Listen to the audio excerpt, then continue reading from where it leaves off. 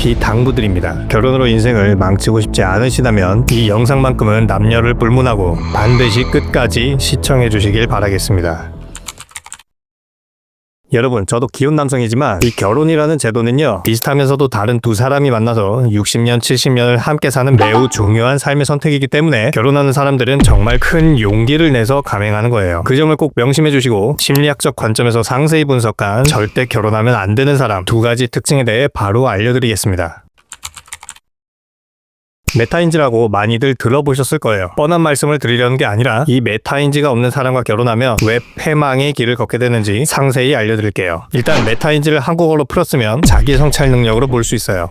생각보다 우리나라 사람들이요, 지나친 경쟁 사회에서 살아왔다 보니 본인의 부족한 점, 보완해야 할 점을 숨기기에만 급급하느라 심지어 부부가 되어서도 이를 묻어두고 회피하려는 사람들이 꽤 있습니다. 제가 단언할 정도로 말씀드리는데 메타인지가 없는 사람과 결혼하는 순간 정말 큰 어려움을 겪게 되실 거예요. 기본적으로 부부는 갈등이 없을 수가 없습니다. 사소한 것부터 중대한 사안까지 다양한 면에서 이견이 있을 수밖에 없어요. 이혼하는 부부들은 바로 그 갈등을 관리하는 법에 무지해서 갈라서게 되고, 반대로 그 갈등 관리를 잘하는 방법을 제대로 경험해 나가는 부부들은 행복하게 잘 살게 되는 거예요. 그렇기 때문에 이 자기 성찰 능력이 굉장히 중요하다는 겁니다. 구체적으로 말씀드리면요, 일단 부부끼리 이견이 생겼을 때 그 이견을 서로 공유하고 수용하고 보완하고 또 어떻게 극복해 나갈지 세부적인 의견을 나누는 단계를 거치는데, 그 과정에서 어쩔 수 없이 각자가 보완해야 할 점이 생겨요. 바로 여기서 메타인지가 없으면 의견 교환이 아닌 전투로 번지게 됩니다. 사람이라는 게 어쩔 수 없이 결혼이라는 제도에 부합하는 장점과 부합하지 않는 단점이 있는데, 본인의 단점을 절대 인정하지 않고 오로지 네 탓이라고 우기는 사람과는 대화가 절대로 진전될 수 없어요. 예를 들어 씀씀이가 큰 아내가 있다고 쳐보겠습니다. 경제 상황이 좋지 않은데 아내가 자꾸 충동적인 소비를 하는 거예요. 그럼 경제 공동체인 남편 입장에서는 가정 경제를 지키기 위해서 의견을 제시합니다. 여보, 우리 요새 경제 상황이 좋지 않은데 조금만 아껴 쓰는 건 어떨까? 여기서 메타인지가 없는 아내라면 본인의 소비 성향을 제대로 파악하는 능력이 없겠죠. 그럼 이런 대답이 나올 가능성이 큽니다. 당신이 돈을 잘 벌어오던가 왜 나한테 그래? 나 원래 이렇게 소비하던 사람이야. 알고 결혼한 거 아니야? 이러는 순간 패망의 길을 걷기 시작합니다. 그렇기 때문에 남자든 여자든 반드시 결혼하기 전 연인 상태일 때 서로 이견이 있을 때 상대방이 어떻게 반응하고 어떻게 해결해 나가려는지를 확인해 보세요. 몇 번 부딪히다 보면 대충 느껴지실 겁니다.